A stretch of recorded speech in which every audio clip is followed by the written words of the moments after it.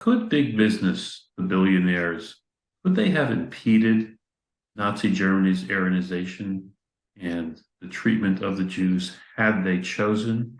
Or was Nazi Germany the ideology was just too strong and they would have just not been who they were during the war? That's a very good question. I would argue that I always argue they had a choice. They had agency, these men.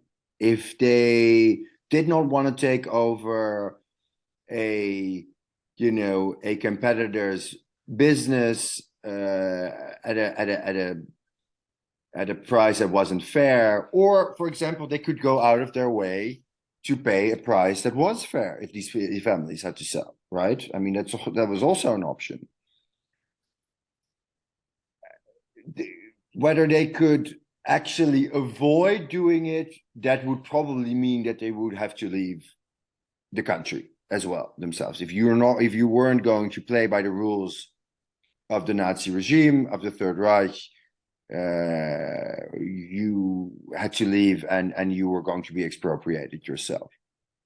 But of course, they could, if they had any sorts of compassion or remorse, they could have either paid a fair price if they wanted to take over a competitor's business, or they could have found ways to reject the takeover. But then you were at risk that somebody else, another competitor of you, I mean that's how the market works, would take it over at a fire sale price, and you would be at a competitive disadvantage. So, but yeah, they could have done it in subtle ways. I mean, I always give the example, but that's in a different context, a bit, not so much in the context of Aryanizations, but in general. You have the example of Fritz Thyssen, of back then of this Thyssen Steelworks, today of ThyssenKrupp, one of the world's largest steel companies today. Fritz Thyssen was one of the most famous and most powerful German industrialists, and was the exception in the sense that he actually started backing Hitler already in 1925, both as an ideological supporter and as somebody who financially supported the nascent Nazi movement. But in 1939, he made this, he became a Nazi member of parliament, even in a defunct parliament, for defunct German parliament. But in 1939, he did this. He made this apparently move of conscience that he voted against the German invasion of Poland. As a result, he had to flee to Paris, and was of course arrested after Germany invaded France, and ended up in a concentration camp.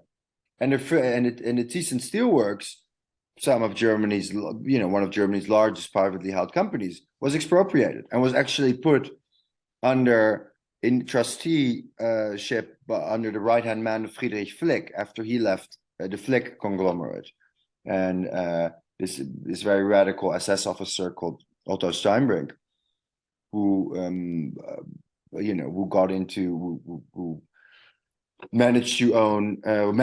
was appointed to oversee the Thyssen Steelworks. Fritz Thyssen ends up surviving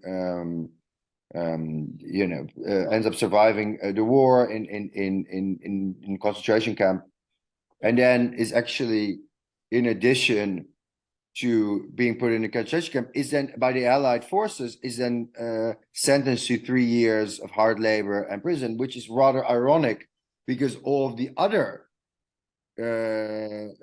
German industrialists who chose to stay, or the vast majority of them, go off scot-free and do not get punished, did not leave Germany and stay to profit, but do not get punished by the Allies. So you see that no good deed, in a sense, quote unquote, goes unpunished.